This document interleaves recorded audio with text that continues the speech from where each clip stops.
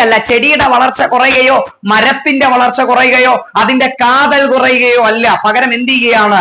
മരം വളരുന്നു, അതിന്റെ ബലം വളരുന്നു, അതിന്റെ ശക്തി വളരുന്നു, അതിന്റെ കാതൽ വളരുന്നു. Praise the Lord. എന്ന് പറഞ്ഞതുപോലെ ആത്മീകത്തിൽ നാം എന്തുകൊണ്ട് വേരൂന്നണം എന്ന് ദൈവവചനം നമ്മെ ആഹ്വാനിക്കുന്നു എന്ന് ചോദിച്ചാൽ, യേശുവിൽ വേരൂന്നെടുത്തോളം ഒരു ദൈവവൈതൽ ആമേൻ സ്തോത്രം തളർന്നു പോകുകയല്ല, അവൻ വളരുകയാണ് ചെയ്യുന്നത്. Praise the Lord. യേശുവിൽ വേരൂന്നുന്ന ഒരു ദൈവവൈതൽ ഒരിക്കലും ലോകത്തിന്റെ മുമ്പിൽ വീണു പോകത്തില്ല. അവൻ ലോകത്തിന് മുമ്പിൽ തണ്ടോടെ നിൽക്കും.